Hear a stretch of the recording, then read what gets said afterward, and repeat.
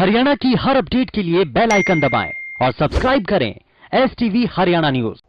पूरे देश में कोरोना का कहर जारी है और हरियाणा में कोरोना से अभी तक 240 से ज्यादा लोगों को अपनी चपेट में ले चुका है, जिसमें 2 लोगों की मौत हो चुकी है। प्रदेश में कोरोना वायरस के 104 मरीज ठीक भी हो चुके हैं। कोरोना को रोकने के लिए पूरा देश 3 मई तक लॉकडाउन है, लेकिन 20 अप्रैल यानी आज से प्रदेश में कुछ सुविधाओं को दी जा रही हैं, कुछ छूट दी गई है और इस श्रेणी में सिर्फ जरूरी सेवाएं ही आएंगी। छूट के बावजूद सोशल डिस्टेंसिंग और मास्क पहनने की अनिवार्यता का पालन करना होगा। हालांकि हॉटस्पॉट और कंटेनमेंट जोन किसी तरह की छूट अभी नहीं दी जा रही है और फिलहाल ये कुछ आदेश दिए गए हैं।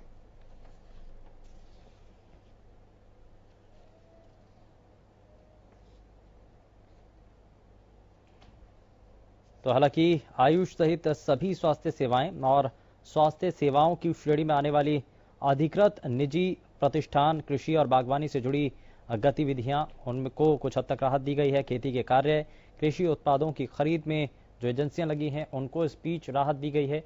और आपको साथ ही ये भी बता दें कि इससे पहले तक हरियाणा में, क्योंकि जिक्र किसानों का भी है, बहुत चिंता इससे पहले तक जाहिर की जा रही थी। किसानों के सामने एक बड़ी मुश्किल थी कि कैसे अपनी फसलों को मंडियों तक पहुंचाएंगे। तो आपको ये भी बता दें कि सरसों की खरीद तो की जा चुकी है, अब लगातार वो खरीद की जा रही है, लेकिन अब साथ ही साथ गेहूं की खरीद भी शुरू हो चुकी है आज से। और ऐसे में किसानों को बहुत हद तक राहत पहुंचाई गई है। और साथ ही कृषि मंत्री की तरफ से भी ये कहा गया कि किसानों को चिंता करने की कोई जरूरत नहीं है, एक साथ भी वो अपने जो फसल हैं उनको एक बार में ही मंडियों तक ला सकते हैं, इसके लिए कोई उनको रोक टोक नहीं है। वहीं आपको ये भी बता दें कि दूध और दूध उत्पादों की प्रोसेसिंग, पैकेजिंग, वितरण और बिक्री, इन सबको थोड़ा राहत दी गई है। वहीं पशुपालन, फार्म और पोल्ट्री फार्म, हैचरी और पशुधन खेती, इन सभी चीज़ों में कुछ हद तक राहत दी गई है।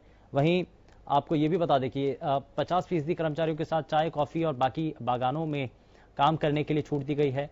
और साथ ही साथ मछली पालन हो, जलीय कृषि उद्योग हो, इन सबको कुछ हद तक राहत दी गई है। लेकिन आपको ये भी बता दें कि जो राहत दी गई है, जो छूट दी गई है, वो सशर्त दी गई है। इसमें कुछ शर्तें भी हैं जिनका आपको और उन लोगों को भी ध्यान रखना होगा जो कि लगातार ऐसे कामों से जुड़े हुए हैं। अनूप कुंडू, हम जरा, क्योंकि प्रदेश के अलग अलग हिस्सों की भी तस्वीरों को साझा करना चाह रहे हैं, जरा उसको भी समझ लेते हैं। अनूप कुंडू हमारे साथ सीधे हमारे संवाददाता जुड़ चुके हैं, उनका रुख कर लेते हैं। अनूप, क्या आज की अपडेट है, क्या जानकारी है? जब आज से लॉकडाउन में कुछ हद तक रियायत दी जा रही है, तो प्रदेश के अलग अलग हिस्सों की क्या तस्वीरें सामने आ रही हैं?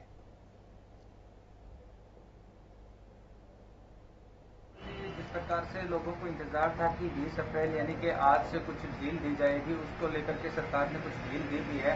कुछ एसेंशियल सर्विस जो पहले से शुरू की हुई थी, जारी थी, उन्हीं में कुछ बढ़ाव किया गया है। जैसे किसानों से संबंधित जो मशीनरी है, स्पेयर पार्ट की दुकानें हैं, उनके अंदर, इसके अलावा खाद्य पदार्थों की कुछ दुकानें हैं और लघु उद्योग है, ऐसी चीज़ें हैं जिनमें आज तय शर्त उनमें ढील दी गई है, जिसमें लोग काम कर सकते हैं, आवाजाही हो सकती है। और किसानों को आज से इस प्रकार से गेहूं की खरीद शुरू हो गई है। किसान अपनी मंडी में गेहूं ला करके उसको बेच सकते हैं। सरसों की खरीद 15 तारीख से पहले शुरू हो चुकी थी। इस प्रकार से अब जो है कुछ लोग राहत महसूस कर रहे हैं। जो जरूरी चीजें हैं उनमें फिलहाल राहत दी गई है। जी, लेकिन इस दौरान क्योंकि ये भी कहा जा रहा है कि सोशल डिस्टेंसिंग का पालन अनूप पहले कई जगह ऐसी थी जहां पर नहीं किया जा रहा था, तो ऐसे में अब तो रियायत दी जा रही है, छूट दी जा रही है लोगों को।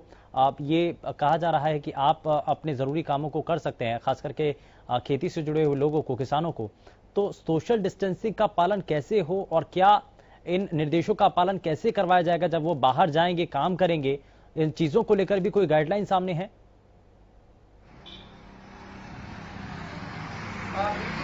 सबसे पहले अगर हम किसानों की बात कर लें, अगर किसान मंडियों में अपनी फसल लेकर आएंगे तो उनके लिए दायरे बनाए गए हैं 20-20 फीट की दूरी पर, जहाँ पर फसल डालेंगे तो उसमें एक डिस्टेंस, जो सोशल डिस्टेंस रखा जाएगा, उसके लिए प्रबंध किए गए हैं प्रशासन की ओर से। और पहले भी बैंकों को छोड़ करके लगभग सोशल डिस्टेंस का जो पालना की जा रही थी, लेकिन अब ये देखने में आ रहा है कि जो अन्य दुकानों और खास करके लघु उद्योग में जिस प्रकार की राहत दी गई, वहाँ पर सोशल डिस्टेंस की पालना की जानी अनिवार्य है। क्योंकि ये शर्तों में है कि आप मास्क लगाएंगे, हाथों को सैनिटाइज करेंगे और सोशल डिस्टेंस का पालन करेंगे। लेकिन ये तो जैसे जैसे आगे दिनचर्या बढ़ेगी और एक दो दिन बीतेगा तब पता चल पाएगा कि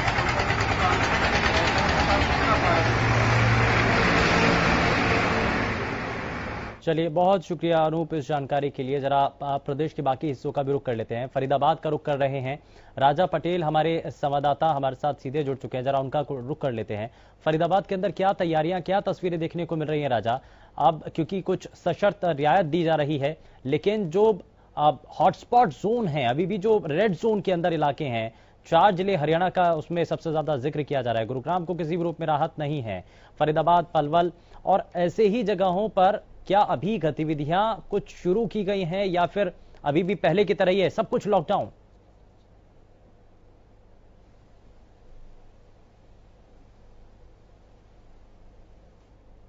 राहत दी गई है, छोटे उद्योगों को कहीं न कहीं की बात की जा रही है। पर फरीदाबाद में जिस तरीके से रेड जोन में है, क्योंकि फरीदाबाद के ज्यादातर हिस्से रेड जोन में है और लगातार पिछले 48 घंटे में जिस तरीके से कोरोना के मरीजों की संख्या में बढ़ोतरी हुई है, तो उसको लेकर फरीदाबाद में अभी सरकार की तरफ से कोई भी राहत नहीं दी गई। जैसे पहले लॉकडाउन था वैसे ही यहाँ पे और ज्यादा तक पुलिस यहाँ पर साफ तौर पर नजर आ रही है।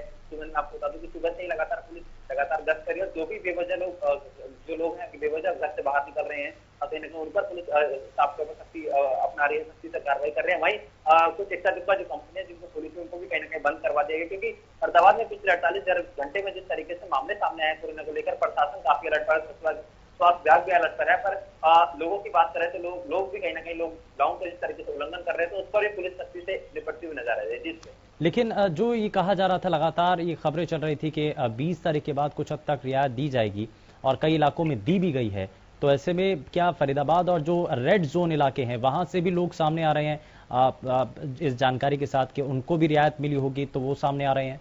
क्या ऐसे लोग भी हैं जिनको? हाँ, अभी तक ऐसा सरकार के द्वारा या फिर फरीदाबाद के उपायुक्त के द्वारा अभी ऐसा कोई भी घोषणा नहीं की गई है। जो भी रेड जोन एरिया थे वहां पर जैसे तैनाती वैसे ही तैनात है, लोगों को लगातार जागरूक किया जा रहा है कि अपने घर में रहें, ऐसा कुछ भी नहीं है। जो भी अफवाह जिस तरीके से फैलाई जा रही थी कि लॉकडाउन कहीं ना कहीं ढील बढ़ती जाएगी 20 तारीख के बाद और कहीं ना कहीं छोटे उद्योगों को खोला जाएगा, तो वो कहीं ना कहीं पुलिस प्रशासन लोगों को जागरूक कर रहा है कि ऐसा कुछ भी नहीं है। फरीदाबाद में जैसे पहले था वैसे ही अब है। तो साफ तौर पर अभी तक न ही सरकार की तरफ से कोई गाइडलाइन फरीदाबाद के लिए जारी की गई है, क्योंकि 13 जो जोन है फरीदाबाद में रेड जोन है, लगातार उनमें से लगातार मामले सामने आ रहे हैं कोरोना के। पिछले 48 घंटे में 6-7 मामले सामने आए हैं कोरोना के, तो इसको लेकर तो जाहिर सी बात है कि कहीं ना कहीं सरकार की तरफ से अभी तक फिलहाल फरीदाबाद में कोई डील देती हुई नजर नहीं आ रही थी। राजा, लेकिन अब जिस तेजी के साथ फरीदाबाद के अंदर मामले सामने आ रहे हैं, उसको लेकर प्रशासन क्या कह रहा है? नीति क्या है? हॉटस्पॉट अब बना दिया, जोन के अंदर उनको डिवाइड कर दिया, लगातार टेस्टिंग की जा रही है, ट्रेसिंग, कॉन्टेक्ट ट्रेसिंग के जरिए उन लोगों तक पहुंचा जा रहा है, लेकिन फिर भी लगातार नए मामले सामने आ रहे हैं। कारण क्या है? अधिकारी इस पर क्या कह रहे हैं? बिल्कुल, देखिए हमारी कल जो सिविल सर्जन है डॉक्टर किशन कुमार, उनसे बात हुई थी। उन्होंने साफ तौर पर यही कहा कि जो जमात से जुड़े हुए लोग हैं वो कहीं ना कहीं थोड़ी बहुत जो सरकार के हैं वो सपोर्ट नहीं कर रहे, तो जमात से लोग जुड़े हुए जो लोग हैं उनकी ही संख्या में लगातार बढ़ोतरी हो रही है।